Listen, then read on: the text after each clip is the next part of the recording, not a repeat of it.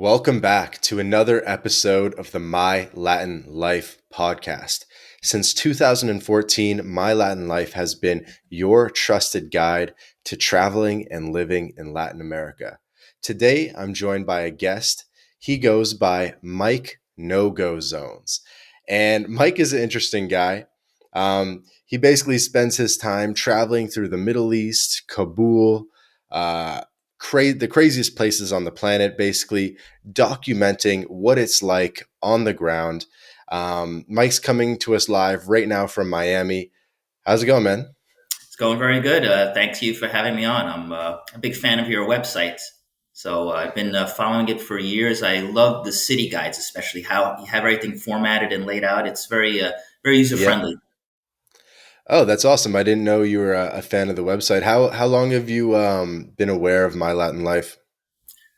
Say probably about close to 2 years.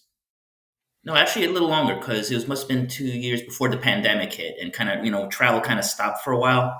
So I Hmm. was reading your Colombia guides because I remember I was going to Colombia quite often Hmm. before I started my own series on YouTube. I would use it as a guide to see, like, maybe what's a cool city to hit up.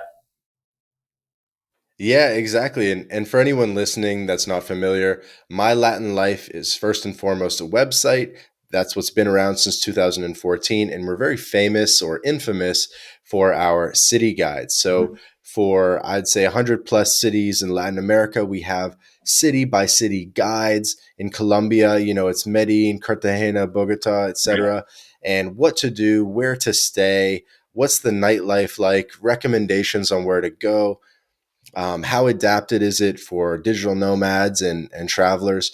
And so so go check out the website for city guides. So that's awesome that you've been familiar with the website and put it to use a little bit, maybe used it to inspire you and where to go and possible destinations. Absolutely. This is before I started my series. Um, like I told you earlier, I mean, hopefully with the coming year and in the future, I will be filming in Colombia, Peru, Brazil. There's a lot of so-called no-go zones in those countries. Like not to put it down, but every city in Latin America has its good area and its Hmm. rough part of town. And what I do is I explore the rough part of town and go where we're not supposed to go to. And you do find just because a neighborhood has a bad reputation, you do find a lot of culture going on there, and whether it's in music, art, expression. Hmm. And instead of like going to, let's say, to Medellin and going to El Poblado and hitting up the local Hooters, which is fine, but you're not immersing yourself into the local culture by doing that, you know? Yep. And so you're better off going to Comune Trece or Yeah, probably even some lesser known ones. And right. there are some YouTubers out there. I don't know who you were inspired by, um, and we'll get back to give like a more formal background. But who were you inspired by in terms of I always love these guys that they just be like, all right, let's head to the ghetto and see if we can get someone to invite us into their house for tea. Yeah, yeah. I guess I got to give a shout out to the godfather of unconventional travel, and that would be the late Anthony Bourdain. Mm, His show was groundbreaking because this is back when the Travel Channel actually used to put travel shows back in the day. Now it's all paranormal stuff, but he was the first major tour guide because back then, whether it's Rick Steve or Samantha Brown, not to knock what they're doing, they do a good job, but they would go to all hmm. the tourist user friendly places. Like they go Hmm. to here's a gondola ride in Venice, or here's the Right. Colosseum of Rome. Great stuff, but it's been done a million times, and everyone has seen it. Whereas Anthony Bourdain would go to the Congo, he went to the slums of Brazil. He was in Rio de Janeiro, and he actually Hmm. went into the favelas and would eat there, talk to the people. And when he passed, I was like, wow. Now that we lost him, who's gonna pick up the mantle and keep it going? Now, I'm not comparing myself to him in any way. He's accomplished way more than most people could. But I was like, between his passing and the way media totally sells a narrative on certain places like Syria, for Hmm. example. I was there and I filmed an episode there. If you believe what mainstream media tells you, it's a country full of jihadists, beheadings, and people that hate us. And what I found there was the total opposite. And that's kind of just what really got me to like, you know what? Someone needs to show the other side of life. Someone needs to show what's going on in these so-called no-go zones. So I figured, you know what? Why not grab my camera and just start recording my experiences? And it's been going well so far. So when did Mike No-Go Zones come about as a brand and as partaking in these missions? 2019 in the summer. I figured, well, let me start. I live in Miami. Hmm. And of course, Miami, what do you think of Miami? You think of the South Beach, Brickell, you think of the glam, the very glam lifestyle, the champagne, the clubs, the Hmm. velvet rope. You know, that's what we see in the media. But there's another side to Miami that no one covers, and that's the bad areas of Miami. And there's a area of Miami called Opalaca, which is very industrial, kind of run down, and it's considered not safe for tourists. And I figured, well, no one goes here. Let me check this neighborhood out. And that was my very first episode. I figured, let me just go into my backyard. And Hmm. that's how the series was born. It was actually born in a craft brewery there. There's a little place called Legacy Caribbean Brewery in the middle of like this forlorn industrial area of Opalaca. And this guy opened up a craft brewery there. And, you know, craft breweries kind of known for being in trendy areas, especially in Miami. And Uh-huh. I asked him when I walked in there, I go, what made you open up this brewery here? And he goes, well, every time someone in Opalaka wants to do something fun or something nice, we have to get in our car and drive for 30 minutes to go to the nicer parts of Miami. And he goes, why can't we have something nice? Why can't we have something nice here? And it really dawned on me, like, wow, I never looked at it that way. And I'm like, yeah, why not? So you can say like the genesis for the idea to start filming these areas kind of dawned on me right there. So that's how I was born. And then I did more cities. I did the Bronx in New York. I did South Side of Chicago. And then I started branching out, going to other countries such as Syria, Lebanon, Afghanistan, Hmm. Iraq. Yeah, so you did some good spots in the U.S., Baltimore as well, Yeah. um, and then I guess you sort of went straight to the Middle East. Is this a region, the Middle East, that you've been enamored with for a number of years, that you've had experience with in the past, or were these sort of like your first times visiting these countries? I was only in the Middle East once before I started the series. I was in the country of Jordan, Hmm. and Jordan is a very stable country for that region. It's got the ruins of Petra, and it's kind of user friendly. Everybody speaks English. And I just figured what got me to go to Syria for my first international episode was I came across a travel series called Traveling the Unknown. Okay. And I saw he was showing Syria, and I'm like, wow. And he goes, I saw how nice it was. And I'm like, wow, how is this possible? I don't believe Syria has anything to show me. But I actually wrote to him and he started to watch my show. And I started to watch his series. And he goes, hey, I'm organizing a trip to Syria. Why don't you come along? I think it'd be a great way to get your feet wet here. And lo and behold, what happens is also when you go to a place like Syria, you make contacts with other people. I'm like, oh, you're Right. here. You should check this place out. So, of course, you meet people that way. And then little by little, I've been going through the Middle East. It's a fascinating region to me because it's where history was born. And what we see in the media is very different from what you experience firsthand because you know, every time you turn on the news, it's you see the guys chanting the "Death to America," you know, jihadists running around, and when you get there, it's a totally different story. People are kind, very respectful. They ask Hmm. you where you're from. I never once hid the fact that I'm American either. I'm always telling them I'm from the States, and be like, "Thank you for coming. Thank you for," and then we see me with my camera, like, You're "Thank you not for shy showing about us." it. You say I'm American. I've never lied yet, Okay. and I don't plan You're not on. like I'm from Peru. No. Yeah, I mean, I could say that, but no, I just say, you know what? If accept me for what I am. So far, nothing And has happened yet. You know. And just for a little bit more background, so you grew up in the New York area, Yes, and you're, I guess, of at least part Latino background. I am. I am. Um, what what was it like growing up in sort of a multicultural environment in New York, and how has it sort of shaped you today? Well, that's a good question. My father's from Italy, by the way. So Hmm. I had an Italian father, a Peruvian mother, born in the United States, and it was good. It gave me a love of travel. That's one thing. Because ever since I was a child, we had to go to Peru to visit family, and then once in a while, we had to go to Italy to visit that side of the family. So Hmm. from a very young age, I had a big love of traveling, and also different languages because we spoke Spanish in the house. My Hmm. Italian is kind of weak, but I can get by. So right from a young age, I was learning a new language, and I guess it made me appreciate to look beyond the borders of our country. That there's another world out there, and it's a lesson I'm very grateful for my parents to show me that it's a pretty diverse world out there, and it's not just the suburbs of New York where I grew up. Town is called Farmingdale, by the way. It's a very you know middle class area.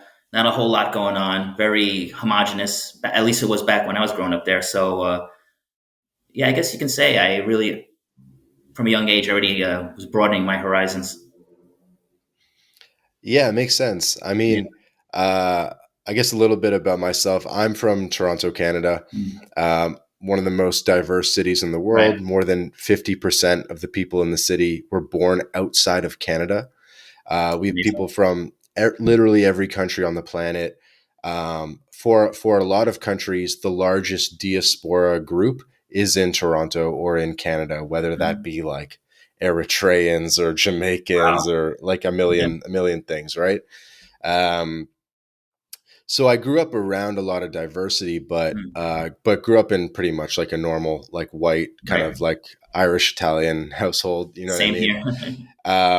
And so I was always fascinated by this stuff, and I just felt like I needed to learn more about the world because it was sort of like at my doorstep, but it wasn't.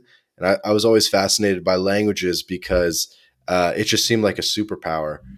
So I guess you fell into Spanish a little bit more naturally. How's things been going? I guess learning Arabic for some of these trips. uh, Not good. My Arabic is horrendous. I probably can say 10 words in Arabic. Hmm. Hello, goodbye, marhaba, and all that. I can say shukran, thank you, things like Hmm. that. But it's a regret. I really should take a class one of these days because it's. Luckily, most people in the hospitality industry do speak English, but it's something I really need to get work improve on. And Hmm. shame on me for that. Shame on me. Yeah, I think people who aren't maybe familiar with some of the history of Spain and the Arab conquest and everything would be surprised to know that actually in Spanish Hmm. there's a lot of Arabic words. There are Yes, thousands of Arabic literally, words in Spanish, literally. absolutely. Whether it be like almohada, which is like a pillow, anything with like Yep, algebra, yep. um, things like Aceituna, that. So olives. Yeah, azúcar. aceituna, Yeah, yeah, aceite, yeah, azúcar, yeah. which is sugar. So a lot of words actually that have even made its way to the English language originally come Hmm. from Arabic. Absolutely. Um, so as a Spanish speaker, you get a little bit of a head start with Arabic, and Yeah, it's it also sounds just kind so of deep. cool. It is, It's but it's the script. It's reading it. That's the tough part because whenever you're dealing with different alphabet, it's a game changer. It's true, but at least Arabic is an alphabet with 26, 28, Yeah. whatever letters. And so it's a letter based alphabet, which makes it at least a little bit more familiar than, say, Chinese or something that's Oh God, character yeah, based. So yeah. at very least, it's an alphabet. True. And, so it sort of follows that same structure. I actually do a little bit of Arabic on Duolingo. I've gotten some streaks going and um, Nice. Well So I done. do a little bit, but I've never been over there. So you went to Syria. Damascus is obviously a city with an enormous history, Absolutely. in a place that's been had an enormous impact on actually human history and the development of civilization. Um, how much of it for you is that you're a student of history and you're looking to see these historic sites and stuff? Um, or is it more just about sort of like the people and the current movement and what's going on now? It's a little bit of both. I mean, amazing. Like you'll see one thing about Syria that also the mainstream media doesn't show is it's very diverse. It's there's like you have the Sunnis, you have the Shias there, you have the Alawites, which is a different branch. Hmm. Druze, you have like five different sects of Christianity there. Hmm. And one thing that surprised me was the amount of churches that I saw there Hmm. active. And I'm like, wow, how come CNN never shows this? They kind of just push that to the side. Um, any student of history should go there because that's where the first alphabet was created. The first musical notes were recorded there. So there's a lot to see there. And whether you're like one of my favorite time periods to in history was the Crusades. Hmm. And when I saw an actual Crusader castle, I was like, wow, it was like that movie Kingdom of Heaven coming to life. So that stuff like that, I really appreciate. Yeah, it was pretty cool. Wait, which And movie? Kingdom of Heaven, Kingdom of Heaven. yeah, I like or these like heroic, like Braveheart yeah, type it's movies. one of So those Ridley Scott movies like Gladiator. yeah, exactly. That's the best stuff. Exactly. That's well, if you like that, yeah, it's right up your alley. Okay, Kingdom of Heaven. Kingdom of Heaven. Okay, okay, rings a bell a bit. Okay, they go to Jerusalem, etc. Oh, it is Ridley Scott. Yeah. Literally. Yep. Yep. Dope. Okay. And then so what was the game plan? Or and I guess more than just like from a high level in terms of all your no-go zone travel, do you have Mhm. sort of like a theme or a sort of like guiding philosophy, or are you like engaging in a particular activity like for Bourdain, like he used food as sort of Right. like a medium of communication. Other people might use maybe archaeology as a medium Mhm. of communication, and they go to these places because they love to travel, but they'll use the excuse of like digging up bones or something. Right. No, I um, hear you. do you have like sort of was there something was there like a consistent theme between all the destinations that you've been to? Well, food and local drink I do feature in every episode. I'm like, hey, this is what I drank, this is what I ate. But mostly it's to dispel what mainstream media has been selling you. Hmm. Like, for example, when I went to Damascus and we actually did like a pub crawl, which you don't think, no one thinks of nightlife in Damascus. Very few people do, but there's actually a lively scene there. And I try to In highlight things. 2019. Yeah. Actually, I was there in 2020, January 2020, I was there. Unreal. Yeah. And Sounds like a Mark Zolo thing. yeah, speaking of which, mutual friend of ours. And actually, if you see the Syria episode, I put a very tiny little clips of one of the nightclubs we hit up, and it was fun. It was because you don't think of Syria, you don't think of wine, you don't think of beer, but it's there. And Uh-huh. the government is actually secular, so you're allowed to drink. Oh, no way. Yeah, yeah, yeah. It's got a lively. Damascus has a lively bar scene, and I don't know if I mentioned this in the recording or just in the pre-conversation. I need more coffee, but the way I originally first heard about you was through Mark Zolo. So okay, I've shout always out been to a big fan of Mark Zolo. I've always been a big fan of these sort of adventure travelers, Mhm. whether it be Jim Rogers, the investor, or Sir Richard Burton, who was the Mhm. first European to go to Mecca in Yeah. the 1800s. Mhm. So across all sort of like generations and stuff, I've just always been fascinated by these sort of like heroic travelers. And so I love Mark Zolo. He was one of the early guests on the podcast, and I had seen that you guys collaborated in the past. So I had known about you for a little bit now, and I do find it fascinating because I really think you're literally like doing God's work because I mean there are these places that are no go zones. There are these places that it's high tension, it's dangerous, it's very Yes. difficult to get insight into what's actually going on the ground. And it really takes someone like yourself who's willing to brave those dangers. And not only that, but what's the word? Like record Right. and document what's going on the ground. And documenting is adds an additional layer of difficulty and danger on top of just being there. It's true because people do see the camera, and let's be Hmm. honest, not everybody likes being filmed. I try to be as polite as possible and tell people, "Hi, I'm going to be recording here." Try to get permission and kind of get their blessing. Is it okay to film here? And I have been turned down in some places, but for 99% of the time, people are like, "Yeah, go ahead, start filming." Oh yeah, and to bring back to the Mark Zolo connection, we were supposed to do Afghanistan together, but he couldn't make it because his visa got denied. I should have joked with him, like maybe they read your book, maybe that's why they denied it. But yeah, so I was stuck in Kabul on my own, and he couldn't make it. It was just not just him; it was him and two other guys, and all their visas got denied. And then what happened was that I'm here on my own. I might as well start recording, and that's what I did. The episode actually came out to be very good, but there is a happy ending to everything. We all got to meet up in Istanbul when everything was finished and done, and we all got to hang out and finally, like, wow, we made it. So that was a nice way to end everything, and it's featured in the video too. We did hit up a pub, and then we went out at night, and we Hmm. went through several bottles of wine, I think, but we had a good time. Had a good time. Istanbul is a cool city. That's dope. I mean, I haven't met Mr. Zolo in person, but it's definitely on my bucket list to share a couple bottles of wine with him. Sure, no, yeah, it's the Irish are good storytellers, so yeah, it's definitely yeah.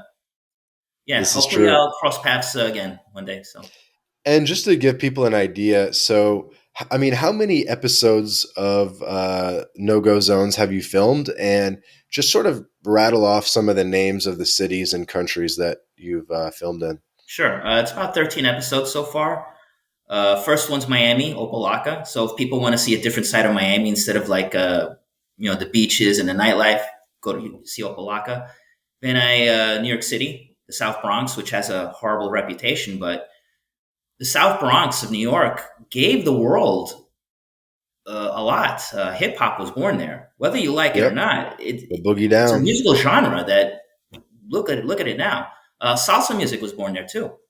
Speaking of What? my Latin life, yeah. What happened was that Cuban immigrants brought son, which is like the Cuban folk music, and they went to New York City and they heard jazz for the first time.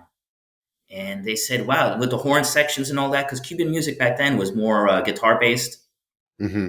and they heard all these horn sections of jazz.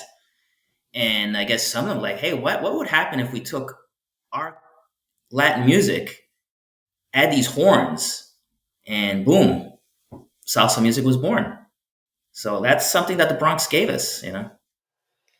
That's crazy. And yeah, that Yes. does actually ring a bell. Like I know I'm not super well versed in the New York Latin music scene, but I know like a lot of the early like Puerto Rican guys and Cuban guys, they were all sort of like cute, like Cuban American, Puerto Rican American, and Yep. they would like go back and forth, and and they would record in New York, and then they'd go back Mhm. to the island and record Yep. there, and I wouldn't be able to give names, but yeah, that definitely sounds feasible. Yeah. I mean, I'm not an expert on salsa. By the way, I'm not a good dancer, but it was born in by that mixing of American jazz and the Latin rhythms, and of course, singing in Spanish. And they kind of married, and the child they had is what we know as salsa music today. So the fact that one part of New York gave us two genres of music is it's amazing. To keep Hmm. going on, I was in Chicago. I did the South Side of Chicago, which also has a really bad reputation, and people were cool there. And then I went to Baltimore, the West Side of Baltimore, that was probably the roughest place I've ever been to, and I'm including Kabul.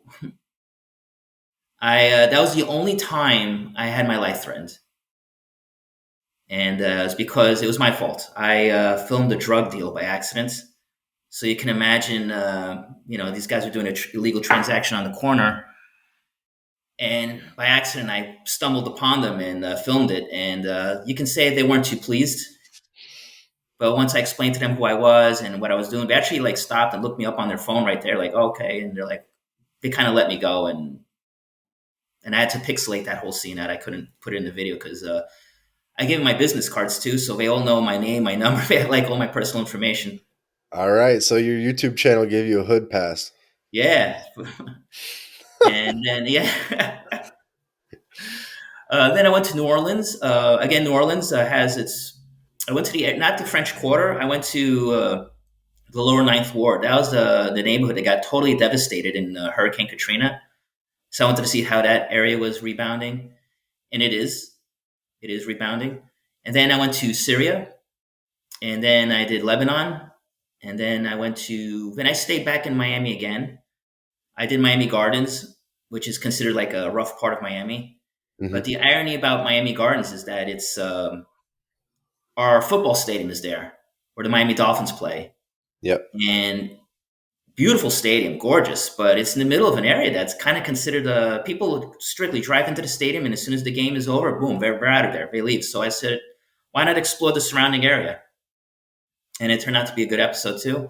Then from there, I went to Seattle after the riots there. I don't know if you remember, but there was that summer where they had all these riots in Seattle.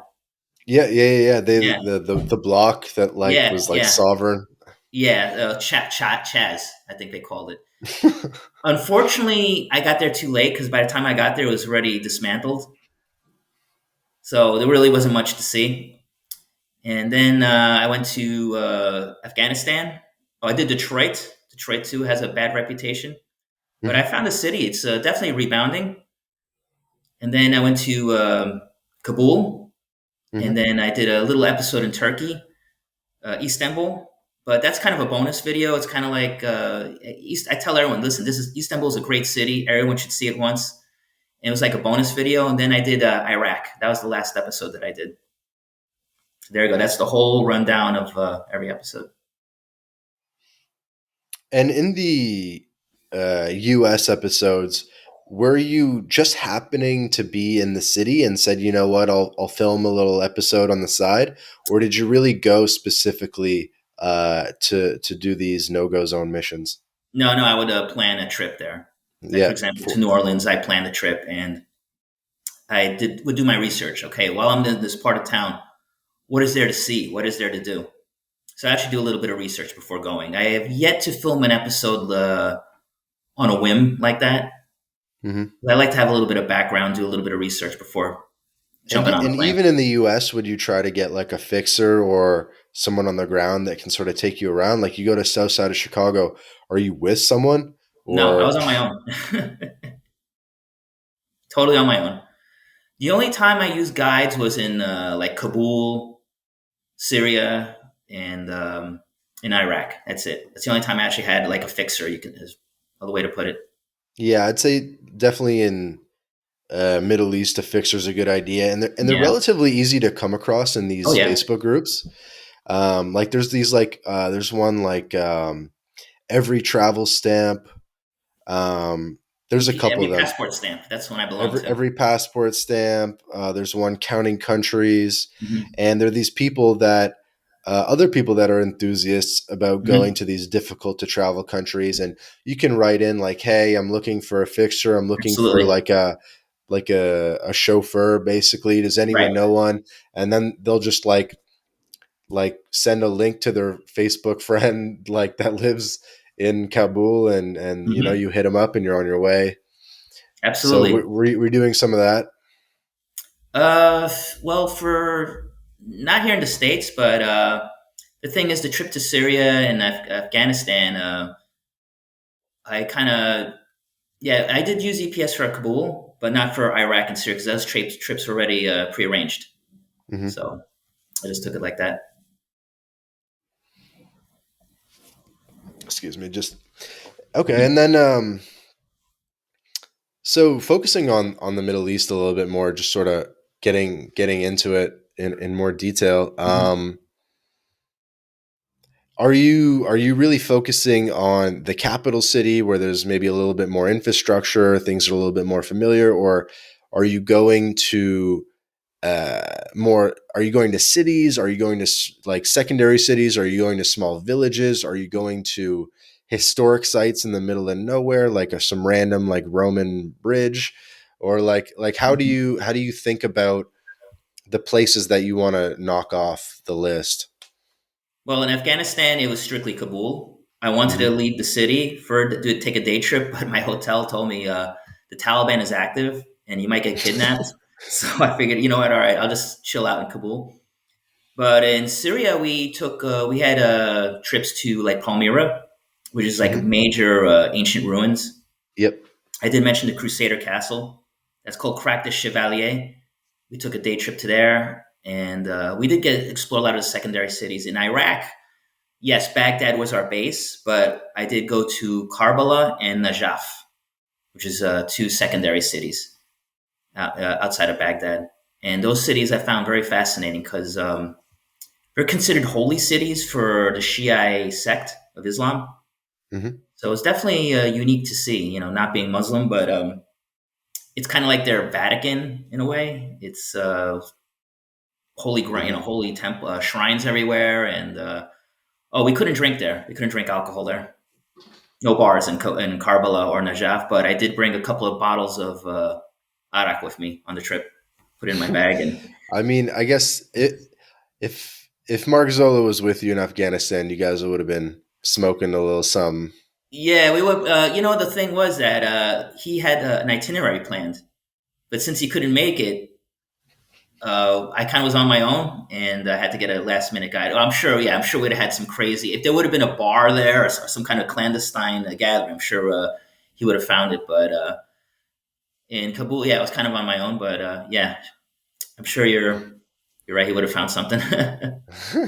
There'd be a little shisha bar, and they'd put a little some Yeah, a extra in the little extra. shisha. Yeah, something a little extra. I did try the local shisha, but it was strictly tobacco. Yeah, Nice. And some, yeah. I love mint tea. I was in Marseille in October, November, Nice. which is very like Arab vibes, and I was seeking out these little cafes and getting little pastries and a mint tea.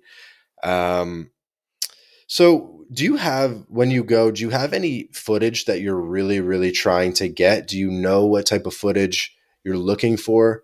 Or are you reaching out to people like maybe like I don't know, like a little school or hospital or whatever, or particular institutions? Is there any footage that you really need to get, or is it all pretty go with the flow?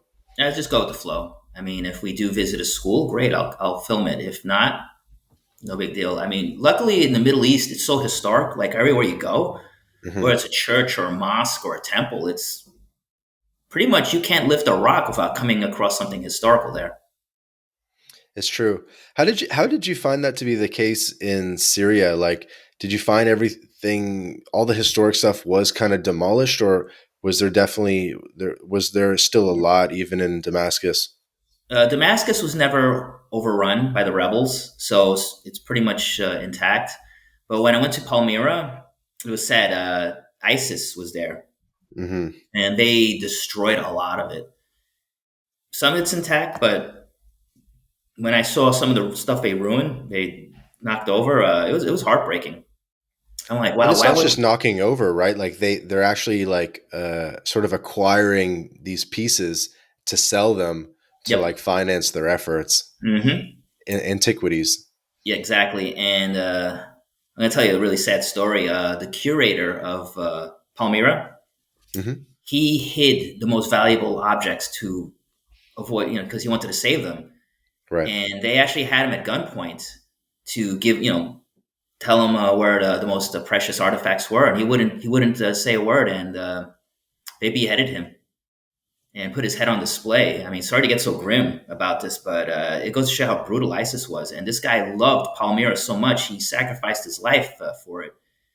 And I mentioned that in my video, and sorry to put a bummer of a story like that, but it really shows you how horrible ISIS was, how brutal. That's pretty real. Yeah, stuff like that is when you hear these stories, it like, oh my god, it just really makes you. Wow, I'm blessed to be, growing up how I did, and I can't imagine people living through that kind of horror on a daily basis.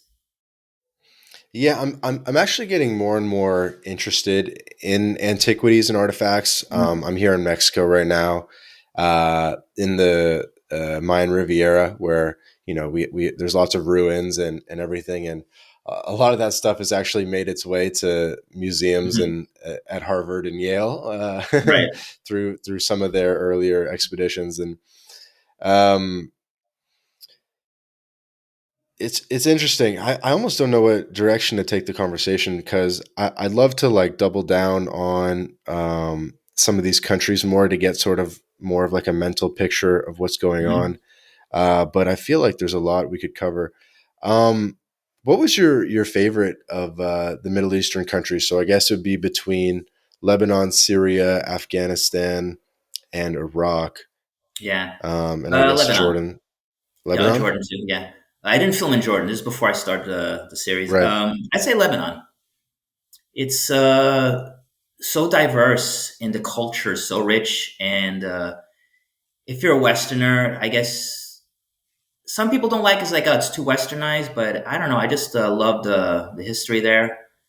I'm I'm into wine, so the wine culture of Lebanon is very strong. And Hmm. if you want to go, it has the Beirut before the shutdown, of course, and the blast had the best nightlife in the whole area. Yep. You guys should go gambling. They have a casino in the middle of the city. If you're single, it's a great place. A lot of pretty girls. It's this. I think I know. Zolo's a big fan too. Yeah. Have you thought about going back now that the because of the blast, like to Yes. see how things are going on after the blast? Yes. In fact, the neighborhood I film in is called Mar Michael, which translates to Saint Michael in Beirut. That's the neighborhood that got affected the most. And I would love to see like a before and after. Like, how is it now after the blast? Yeah, it's actually on my itinerary to return there one day and see is it recovering from the blast or are they not? It's just it's terrible what happened. I mean, that city got a good chunk of it, not all of it, but a good chunk of it got blown to literally like pulverized. Boom. I actually have a friend, a personal friend, a Canadian guy named who goes by Drouster, Mhm. uh, Drowster, Drouster, Okay. and he's a photographer, and he does photographs basically in series based on stories. And so he went to India and filmed sort of women at work, Mhm. and he went to Lebanon and filmed a series there, and he went to Iraq, filmed a series there. He's spent extensive time in the Middle East on a country by country basis, Mhm. focusing really on photographs, largely portraits of like the individuals there, and getting like those unreal shots of like the shoe shine guy on the streets of Kabul, Right. and Right. things like that. And it's very vibey. I feel like I should put you guys in touch. And so Sure. he had spent some time in Lebanon, prior to the blast. He'd done some projects there, and then after the blast happened, he literally flew back like 10 days after the blast, and Wow. he's Oh like man. he's like I gotta go, I gotta be on the ground, I gotta see what's up. And yeah, I, yeah. That's crazy. Yeah, I definitely want to see how if it's recovering because the currency right there is in collapse. It's becoming like the new Venezuela, Lebanon, Turkey too. where yeah, Turkey too. I'm hearing stories of fellow travelers going to Lebanon, going out for a steak dinner, bottle of wine with the currency exchange rate of dollars, $15. $15. I mean, it's insane. And $15 in Miami doesn't get you a sandwich. So you can imagine, I having know this. a few. I know a few Cuban places that are pretty cheap.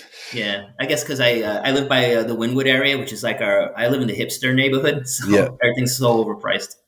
I'm sure. I mean, if anyone's listening, I mean, if you want a good steak, go to Argentina or Paraguay or Brazil, Absolutely. and you will get a very nice steak and wine for $6, $7.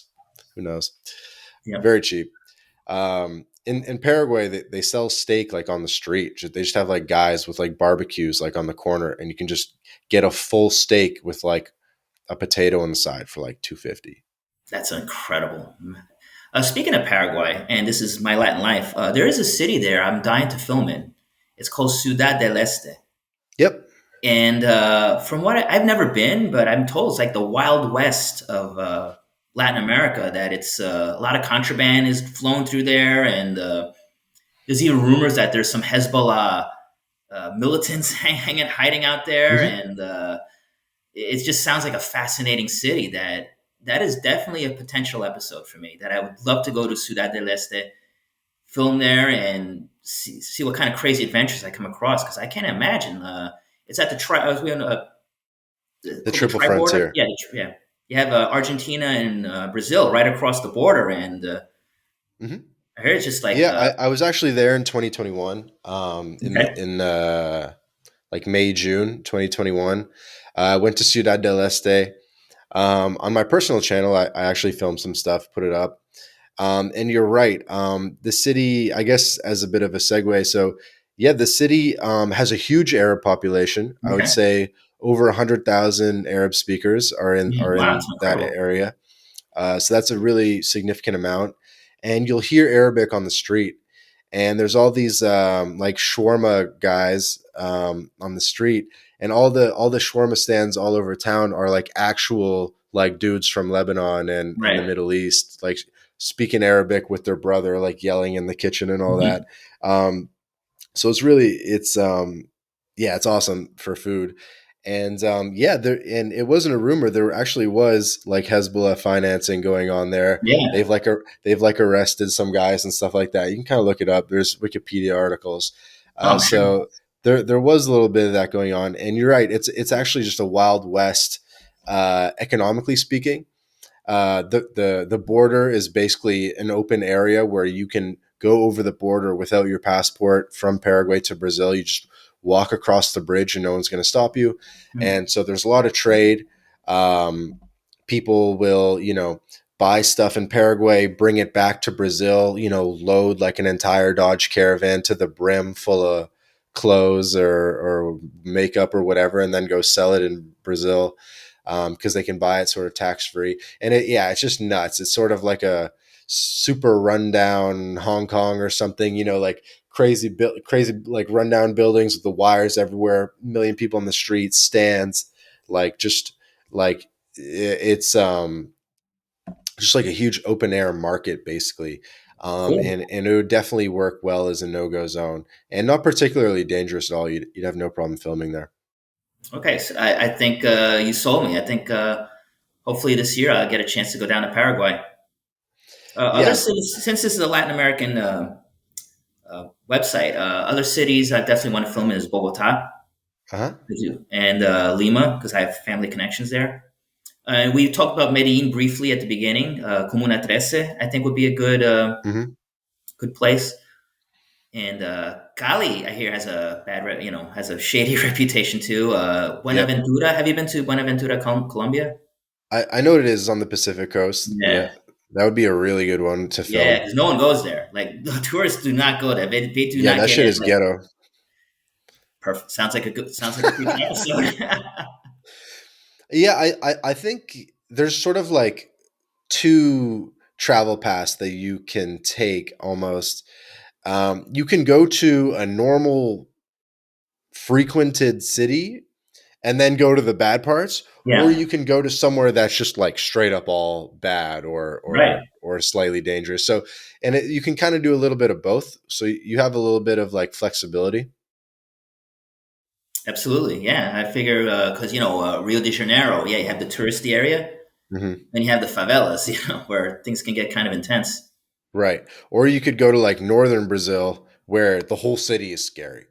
Yeah, I heard some people say Salvador is very culturally rich, Uh-huh. but kind of dangerous. Yeah. But I haven't been, so I definitely again I think it'll make a great future episode too. Go to Salvador, Oh, you could get a whole season out of Brazil. absolutely, or Central America too. Since speaking, San Salvador, and we have the MS-13. active there. Hmm. But speaking of El Salvador, one guy who I'm really pulling for is the president there, Naib Bukele. I think that's how you pronounce it. Yep. Yeah. Yeah.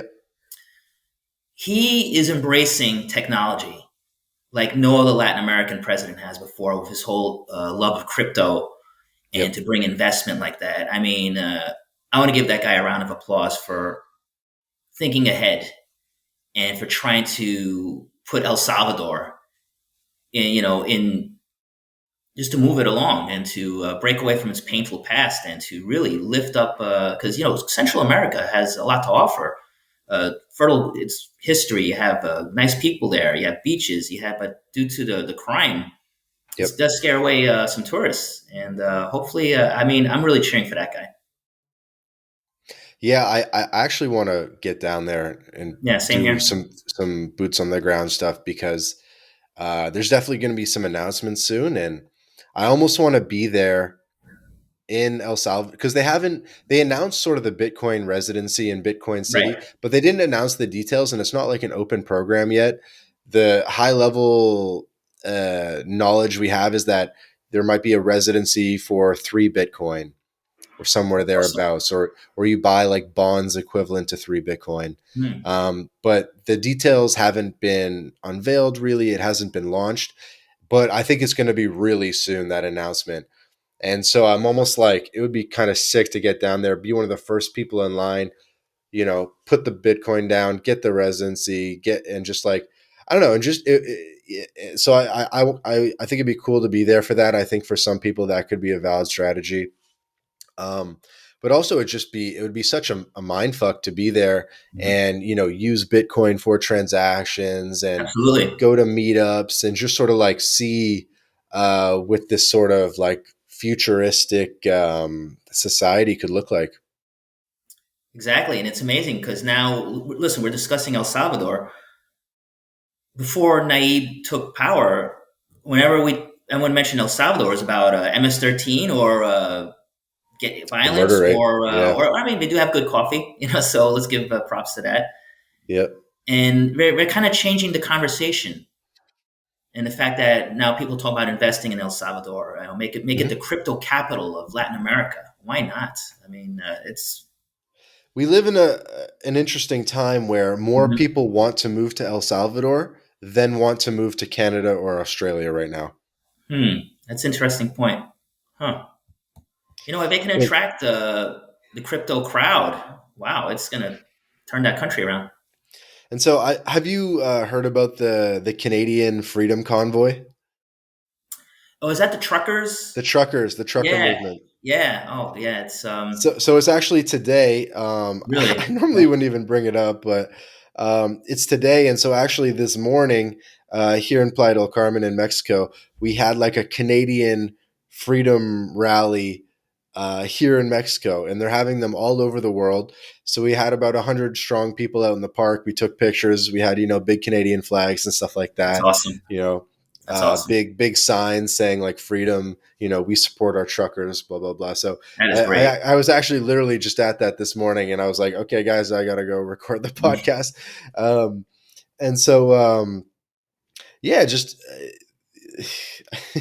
I don't know what my segue was there, but so I mean, I think it's interesting. I think there is overlap in terms of it's a movement that's unveiling and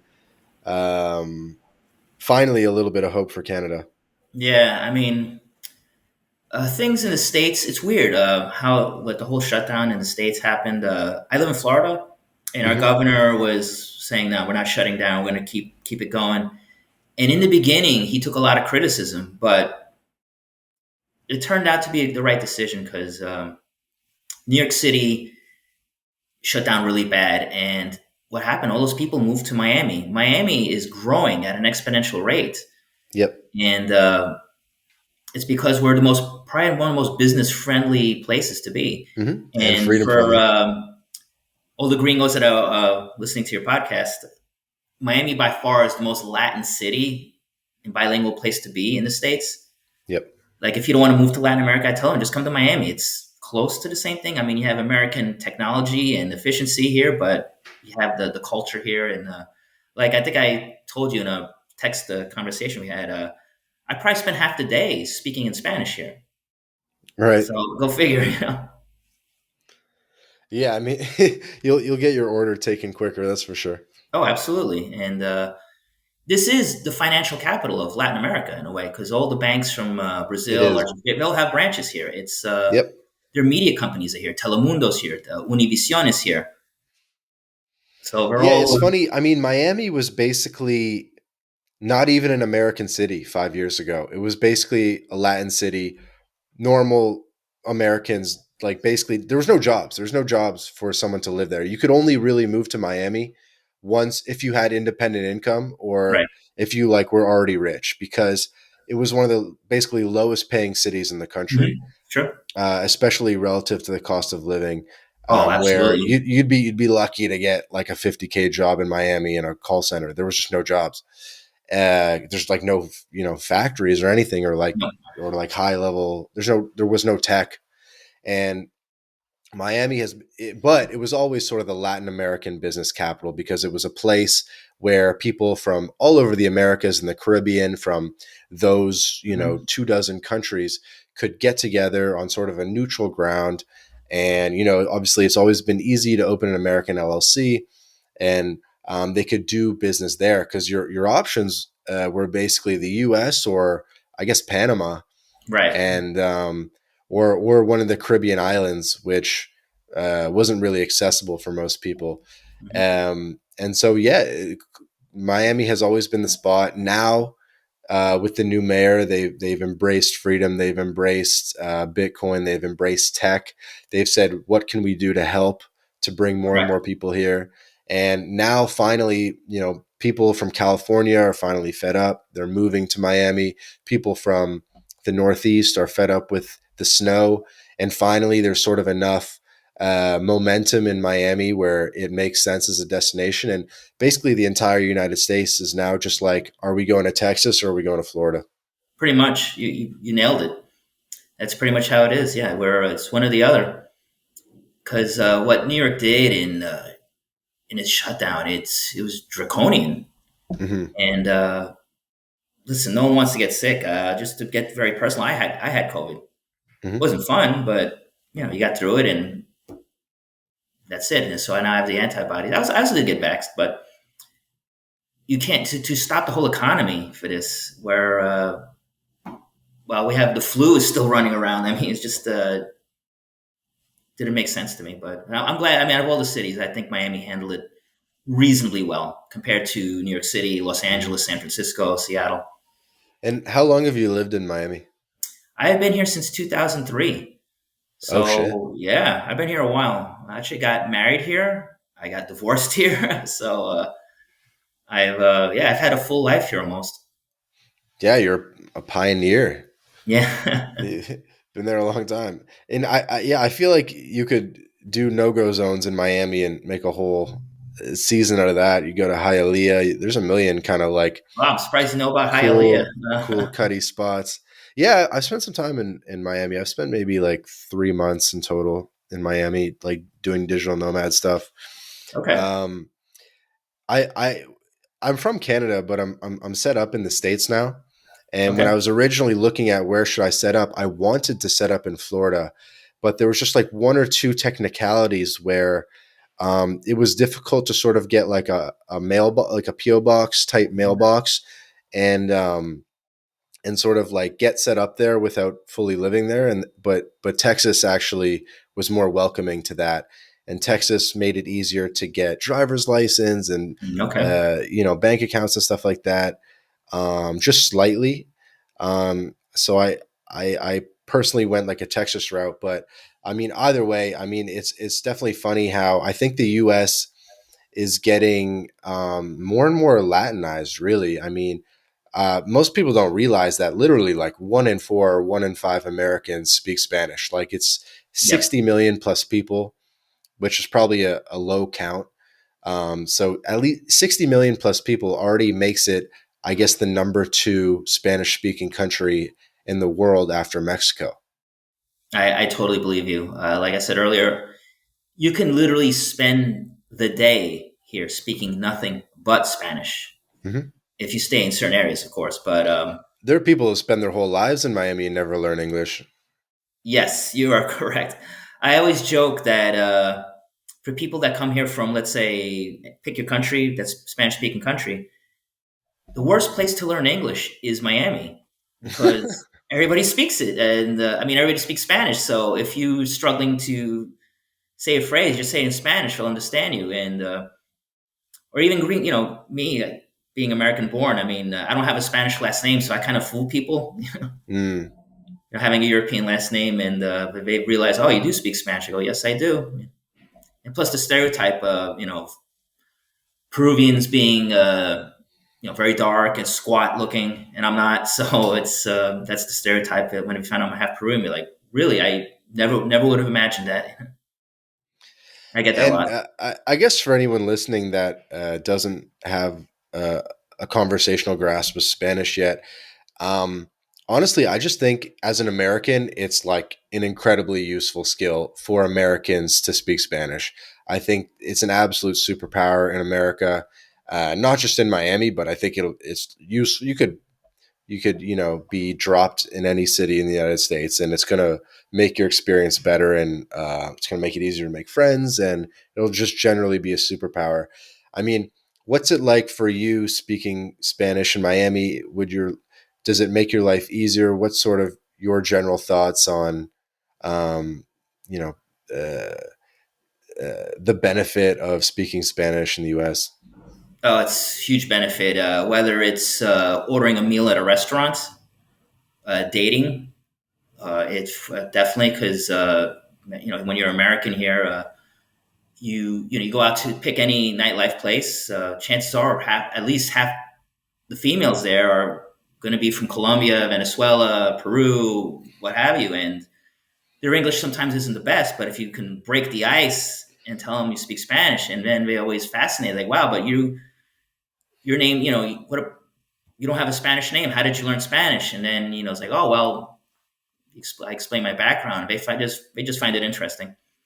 But Yeah, I remember maybe like 5 years ago, I was in Miami, and it was before I kind of started my Spanish speaking journey, before I started my Latin life, right, my personal Latin life. The blog had been around with the OG Vance, the previous owner. But I remember I was in a nightclub in South Beach, and I went up to like some super hot girl, and sure. I was like, "Hey, like, where are you from?" And she was like, "Cuba." And I was like, "What? Cuba?" I was like, "What?" "Oh, Cuba." And I and I got blown out. I got blown out. That Yeah. conversation was over. Uh, Speaking of Cuba, have you ever been? I have not, but Okay. I have some concerns about. It would be difficult for me to work as a digital nomad and work Oh online God, and yeah. have access to Google and all my stuff without Mhm. using a VPN. That being said, we're actually probably launching a series of city guides on Cuba on mylatinlife.com. We have the big three right now: Havana, Santa Clara, and Santiago. We have city guides for. Um, but I think I'm trying to get like every city in Cuba done and have like city guides for like 12 cities in Cuba, because Cuba is like actually enormous. It's It like is. It actually an is. enormous island. It's got huge diversity, and there's actually a lot of cities with over 100,000 people. There's probably like 15 cities with over 100,000 people, which is a pretty sizable city. They Yeah. all have like slightly different vibes, Mhm. and I think these like smaller towns in Cuba are actually super epic, because I know they have really well preserved colonial buildings, Yes. and you're gonna have like an awesome, authentic experience, and get the salsa as you referred to earlier. Correct. I've been twice, and I would like to go again to film because it's considered Cuba is not the easiest country for that Westerners go to because the whole communism thing and the tech. Hmm. You said like there's no internet there practically, and it's super regulated with the police everywhere. But it is a fascinating place. I hope one day they get taste freedom. I'm for. I'm really not a big fan of communism. I'm kind of anti. I'm capitalist all the way, but it's for the people there to to decide. Hopefully, one day the people will get a bigger voice in the government instead of living under this totalitarian regime. But I have Yeah, been. I do.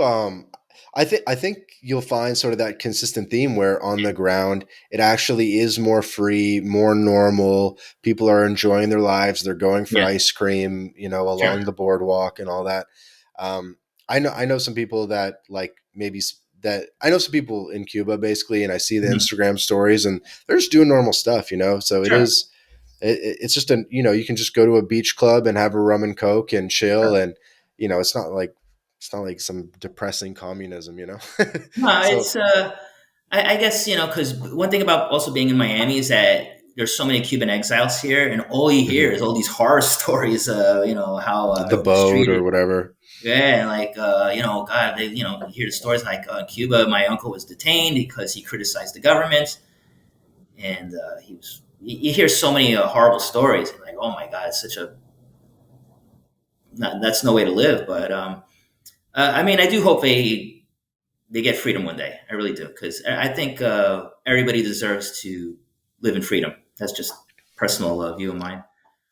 But I'm Definitely. not a big fan of intervention either. If they're going to do it, let it happen organically, not by having like our military go in and make changes. Because I've seen the effects of that in Iraq, and not to change the topic, but you see what happened in Libya.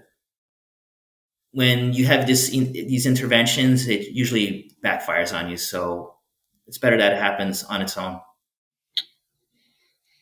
I That's agree. just my own little spin on it.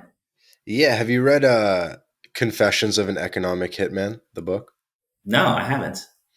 It's a book about a guy who worked for, I believe, the World Bank or the IMF, and he sort of explains sort of the sort of like the military industrial complex there about how you go to a country, you create some fancy report saying we need infrastructure, we need bridges, we need ports, we need just random infrastructure that requires debt, and then Got to it. build it.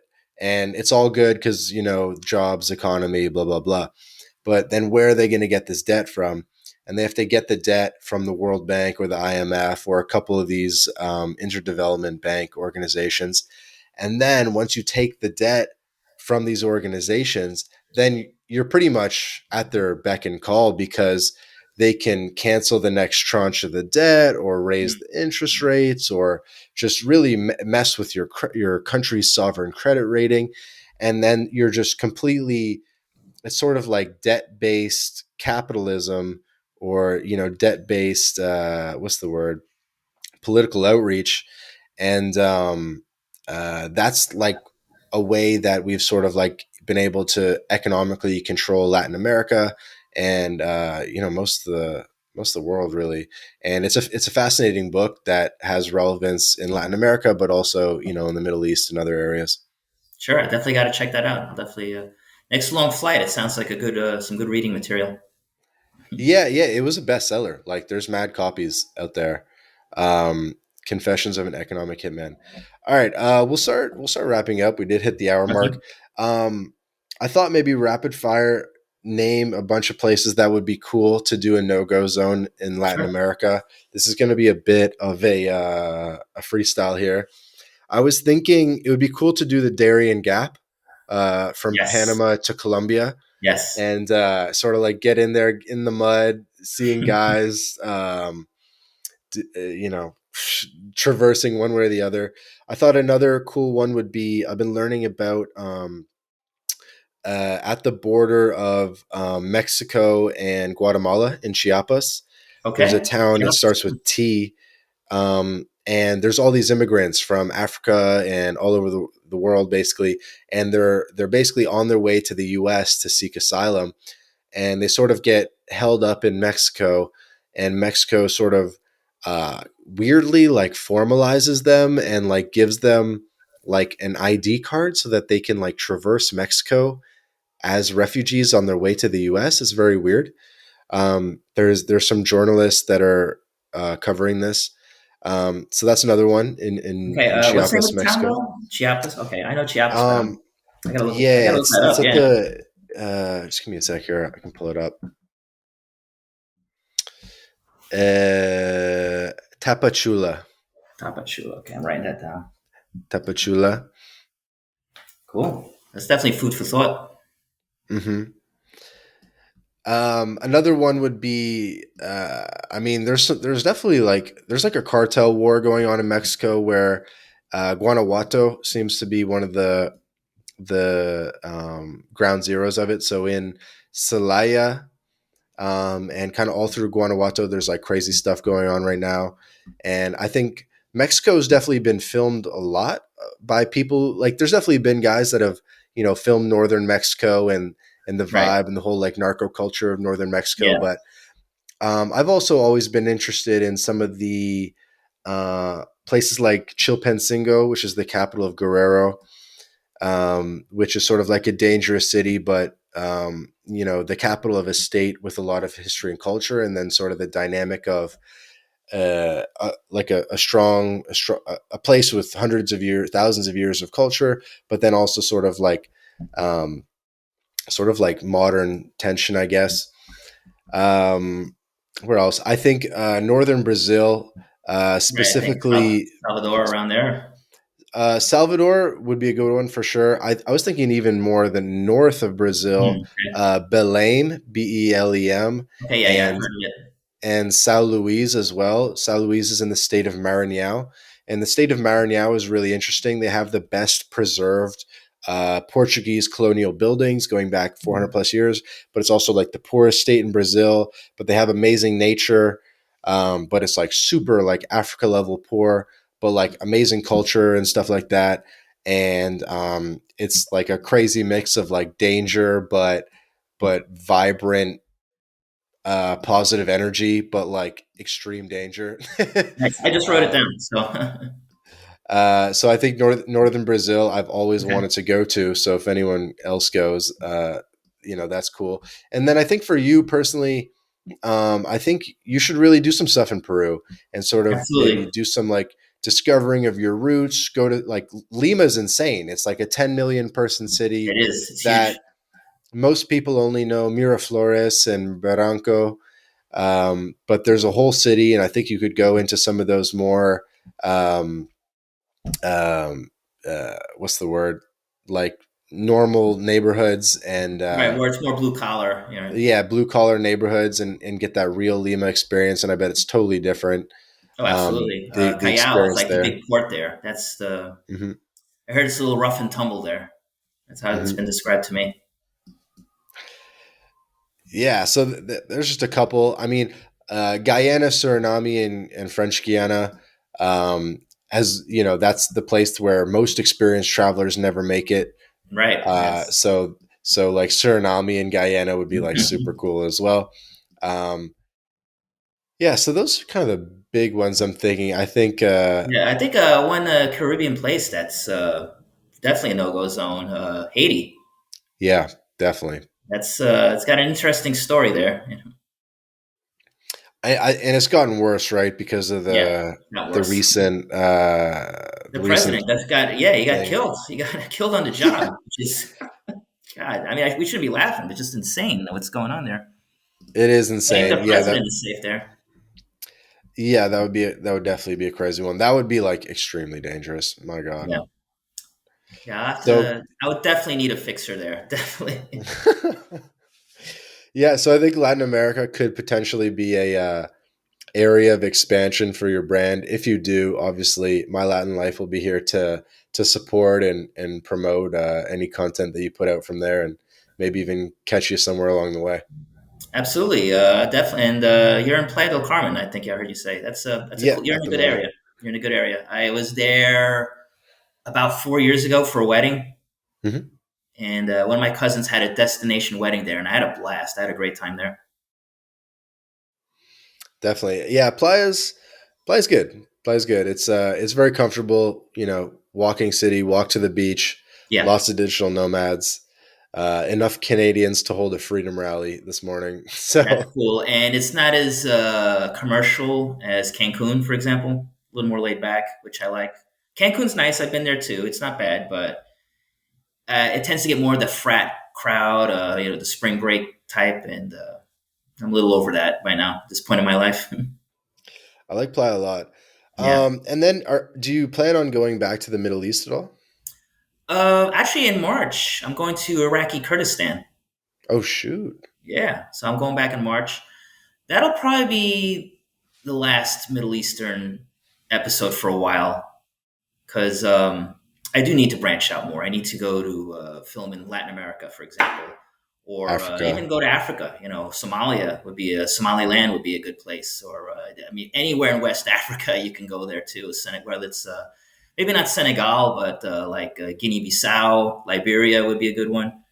Places like Yeah. that would definitely, or even going back to Asia, Bangladesh, something like that would be pretty eye Yeah. opening. I would love to see like the Sahel countries, which is like Yes, Mali, Niger, Chad, Burkina Faso. That stuff would be absolutely, crazy. that would be good. Yeah, it's like I said. Hopefully, the series will keep growing, where it can get to the point where I can say adios to my day job and just do this full time, and That would be cool. that'll be awesome. Yeah, so I should have asked you this way. I mean, what are your plans for 2022 for Mike No-Go Zones? What can we sort of expect on the horizon? Iraqi Oh, Kurdistan. well, Kurdistan's the next. It's going to be the next episode. After that, I'm definitely looking into maybe either Bogota or somewhere else in Latin America. Tell you what, when I get ready to make that announcement, I'll do it on your website. How's that? Yeah, definitely, man. Definitely. We can definitely do something like that. Yeah, I'll announce it there. It's just a matter of finding, getting time off and all that. That's the my big challenge. But So you'll be going up to Erbil and Mosul, probably? Mosul is actually Iraq proper. Mm-hmm. I can go there because to get the visas for Americans to get the visa, we get it on arrival. Mm-hmm. Mosul would be a nice side trip, but I'm gonna pretty much concentrate on the Kurdish area, like Dohuk, Erbil, Dahuk. Suleimaniye, Okay. those three cities. Just go back and forth around there. That'll be And good fun. yeah, and there's a town there I want to definitely hit up. It's called Lalish. It's I don't know if you ever heard of these people. They're called the Yazidis. They're like a minority religion in Iraq, and there's only 200,000 of them left on the planet, Mm-hmm. and that's a tiny. You can figure you can fill up two football stadiums with that amount of people, and their holy city is called Lalish. It's like their Vatican or their Mecca, if you want to say it. And I definitely want to. It's a town I definitely want to check out because these people, they were hit pretty hard when ISIS came through there. They were a lot of the men were killed, and a lot of them were captured into sexual slavery. Again, sorry to bum people out with this, but it's what happened, and it's a community that took a lot of hits and suffered a lot. So I would definitely want to. There's some kind of memorial that I can lay some flowers on. These people definitely deserve it.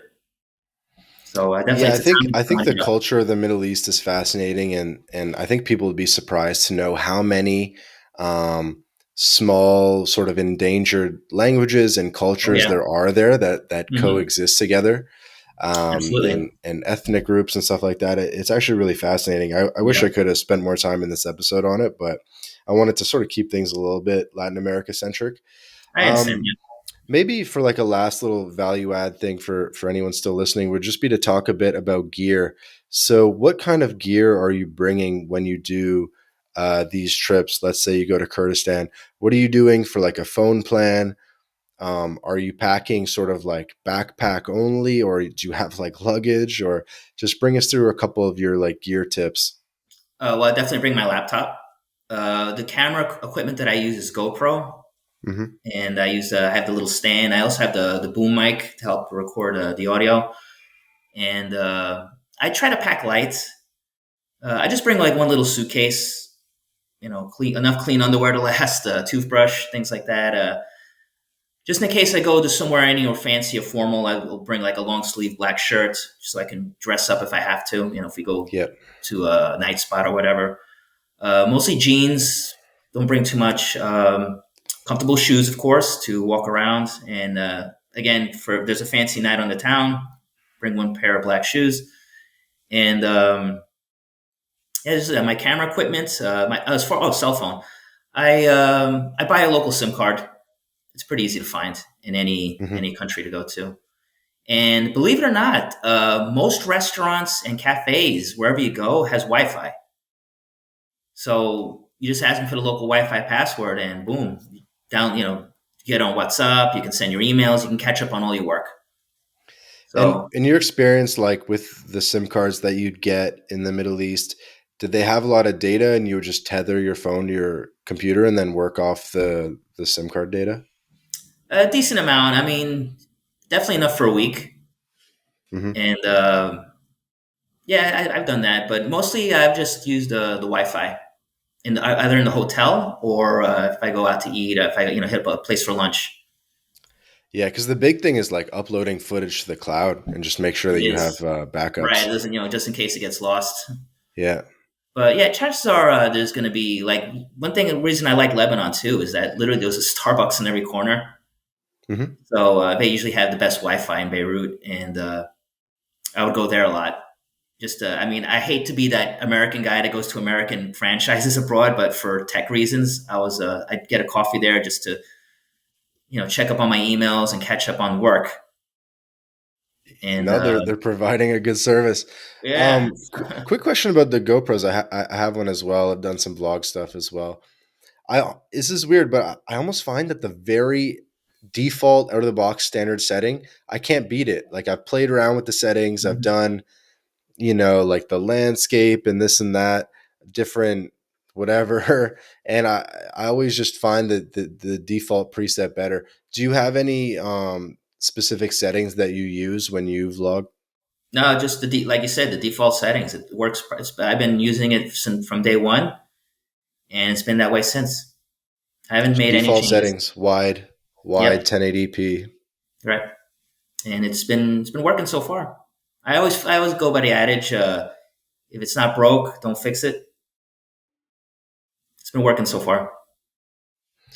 Definitely, man. Yeah, thanks for that.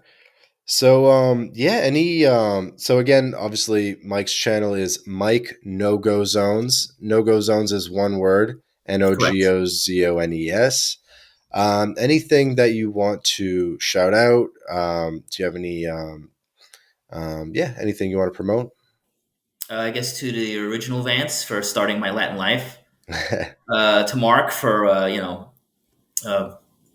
I say you said help him collaborating and being the common go between for this. Hmm. And another guy on Twitter that I follow a lot too, Jake Nomada. I never met Yep. him, but he follows me on Twitter. I follow him, and he's put some really interesting things about Latin America too. And he's posted some Yeah. very interesting articles. Have you had him on? He'd make a good guest. Yeah, I'm trying to get him on. We've hung out, we've partied in Panama and stuff. Okay. So he told me once I hit 10 episodes, he'd come on. Okay. I'm glad I can help you. Yeah. Reach that What do goal. you like? What do you like about Jake Nomada? What about his content and stuff? It's very not politically correct, and let's be honest. I mean, these days and times, you can't say anything without some woke person criticizing you or chasing you for this and that. I mean, it's just we live in such a society now. Dominated by these Karens. I mean, sorry to. We're probably gonna flag in this interview right now just by me mentioning that, but I like that it's no holds barred, very masculine, very manosphere oriented, and Mm. just no political correctness, no BS, and tells it like it is. That's what I like about his posts. So yeah, shout out to him. Also, traveling the unknown. He's on YouTube. He's the one that got me to go to Syria, Hmm. and my guide in Iraq was it? His name's Bjorn Augustad. But you can find if you watch my Iraq episode, you'll see his Instagram pop up. He was a great guy too. He's a big traveler, and but yeah, let's go back to traveling the Yeah. Do you unknown have now. any other influences of your own or recommendations for people that we should all check out? And also, people, any suggestions for who I should speak to on this podcast? Let's see. Well, Jake Nomada would be good for Latin America. Traveling the unknown, Vaga Bjorn would be a good guy. Yep. That's the guy who mentioned VAGA. Bjorn. I've seen him through Zolo. Okay. He broke the record. He's the youngest Norwegian to hit up every country in the world. And he had, of course, obviously gone through all of Latin America, and he spent a lot of time there. So by all means, hit him up if you want to talk about South America. He's been there. He actually Yeah. he came through Miami recently, and he crashed in my house for a night. No way. Yeah, yeah. He's like, "Can I stay?" I'm like, "Of course you can, bro." I go, "You're my brother. Of course you can stay here." I showed him a little bit of Miami. It was on a Tuesday night, so it wasn't exactly a big night to go out, but I did show him a little bit of Calle Ocho in Miami, Little Havana. Hmm. We had fun. We went out for a couple of mojitos. Unreal, man. Well, I'll have a mojito for you tonight. Hopefully, vice versa. Thanks for coming on. This was definitely a fun one. Absolutely, and thanks again. And hopefully, we'll be crossing paths one of these days. If I make it down to Mexico, I'll let you know, or any Latin American trips, I'll be Yeah, contacting absolutely. you. I'll reach out to my photographer buddy. I know he's been to Iraqi Kurdistan. Okay. Yeah, we'll stay in touch, and best of luck on the travels in 2022. Thank you so much. Thanks for having me on. Appreciate it. Absolutely, man.